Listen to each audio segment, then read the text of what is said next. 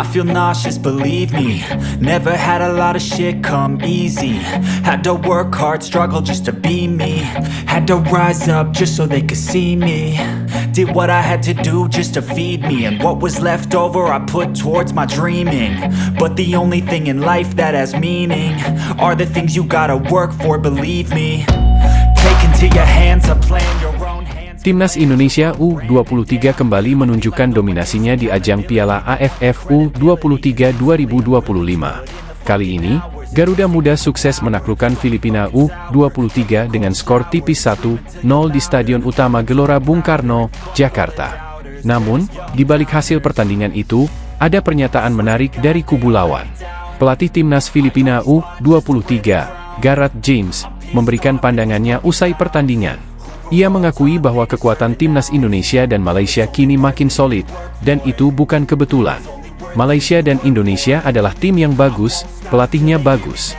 Mereka sudah menginvestasikan banyak uang ke program-program pengembangan, ujar Verson kepada media. Pernyataan ini menyoroti keseriusan dua negara ASEAN tersebut dalam membangun tim nasional melalui investasi jangka panjang, baik dalam pembinaan usia muda, infrastruktur, hingga kebijakan naturalisasi pemain.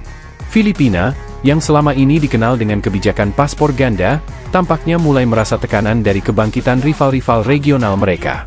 Dalam beberapa tahun terakhir, Indonesia dan Malaysia terus memperkuat skuad mereka dengan pemain keturunan yang kini mulai menunjukkan dampaknya di level kompetitif Asia Tenggara.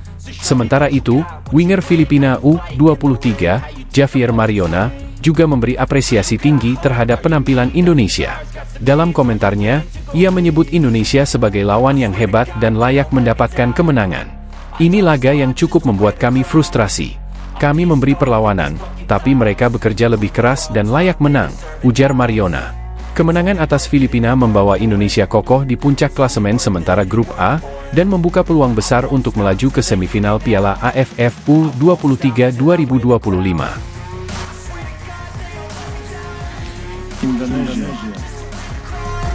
Para pecinta timnas, napas kita mungkin tercekat sejenak saat hasil undian resmi AFC diumumkan di Kuala Lumpur. Timnas Indonesia resmi tergabung di Grup B putaran keempat kualifikasi Piala Dunia 2026 zona Asia, bersama Irak dan Arab Saudi. Di atas kertas, ini bisa disebut grup neraka.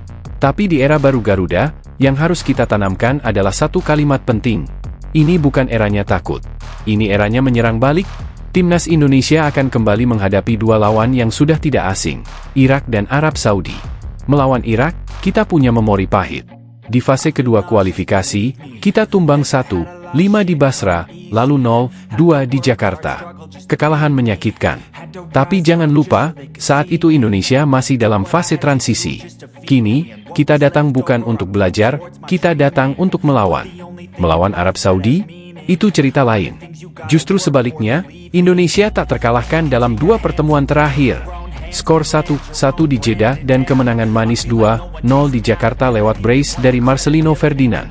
Bahkan selebrasi Marcelino yang duduk di bangku penonton menjadi momen ikonik yang tersebar ke seluruh penjuru media sosial dunia.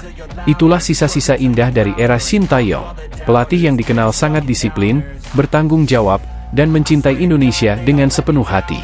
Di bawah ST, Garuda punya semangat juang tanpa kompromi.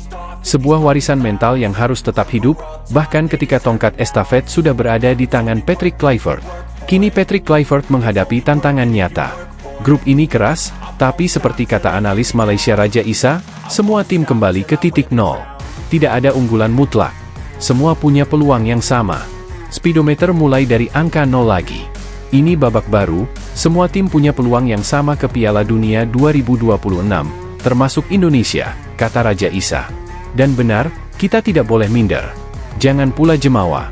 Arab Saudi memang pernah kita jinakkan, tapi Irak juga pernah menghantam kita.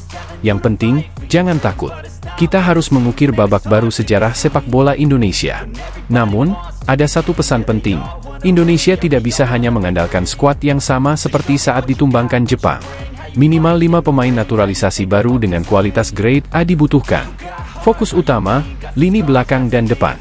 Nama-nama seperti Tom Haye, Ragnar Oratmangoen, hingga Kelvin Verdong tak cukup jika tanpa tambahan tajam di kotak penalti. Kini bola panas ada di tangan PSSI dan Erick Thohir. Apakah gebrakan besar akan hadir lagi? Apakah Indonesia siap mengorbitkan bintang diaspora baru yang bisa membungkam Timur Tengah? Era Shin Taeyong mungkin telah berlalu, tapi mentalitas tempurnya jangan pernah padam. Disiplin, bertanggung jawab, cinta tanah air.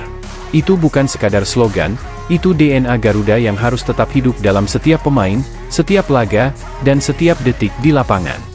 Jika Patrick Kluivert mampu mewarisi semangat itu, maka bukan tidak mungkin Indonesia akan menginjakkan kaki di Piala Dunia 2026.